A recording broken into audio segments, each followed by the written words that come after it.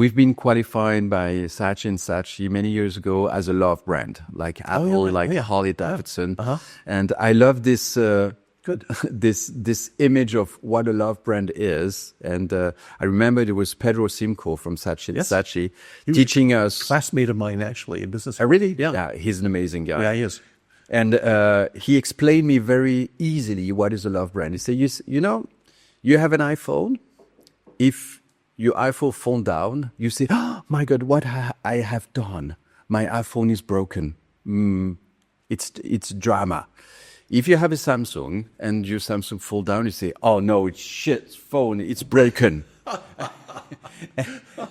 and that was so funny to see the difference that once you're breaking your iPhone, it's your fault. But when the Samsung is falling down, maybe Samsung or Huawei, I don't know, another brand. Samsung is also a fine brand.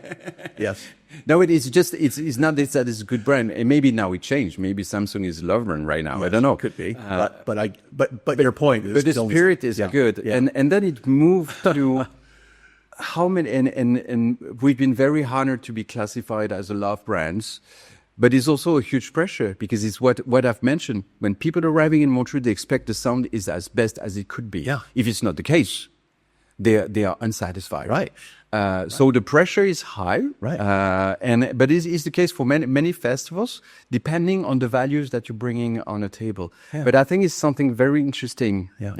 And it's part of the brand values that we have to manage in the future. Yeah. You know, what you're just saying reminds me of, when you're a young boy and your dad, you've done something wrong and your dad kind of comes in to have a talk to you. And what's the worst thing is that he doesn't say, I'm really angry. No, he says, I'm very disappointed in you,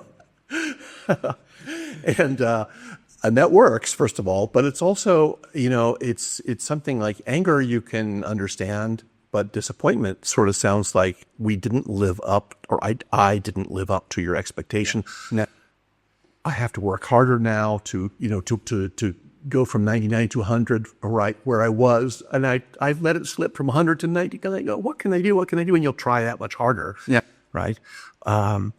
It's fantastic. I want to ask you. That's funny. I will jump on that because that was where I was so passionate with the psychological lessons I received at the Hotel Bethlehem, because the first notion I got in my mind was the analyse transactionnelle, transactional analysis. Right. And very interesting, saying that you have in the personality, you have a kid, you have the adults, and you have the parents. Right. And exactly what you say.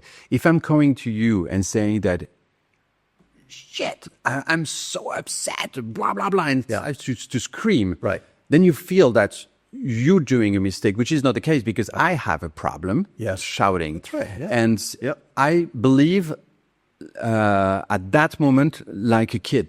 Mm-hmm. If you answer like a kid, meaning that you're screaming as loud as I'm screaming, we will never resolve the conflict. That's right. If you answer as an adult saying, no, Mathieu, please don't do that, I will continue to scream because I feel that I'm not understood. Right. If you answer me as a parent, and they say, oh, I do understand what you mean. Maybe I've made a mistake. And then you bring me back to the adult situation. Yeah. Then you resolve the conflict. Interesting. And what you're saying with the parents, the way of if I say, I'm really upset, then I'm a kid, which is okay. But you have to answer that differently. If, like your parents were saying that I'm very disappointed, you behave like an adult. Sure. And if in front of you, you have someone which is not taking that like an adult, right, then you will never resolve the conflict. Right. And I'm not sure I'm clear, but that was... No, that's true. That's very funny, isn't it? Yeah.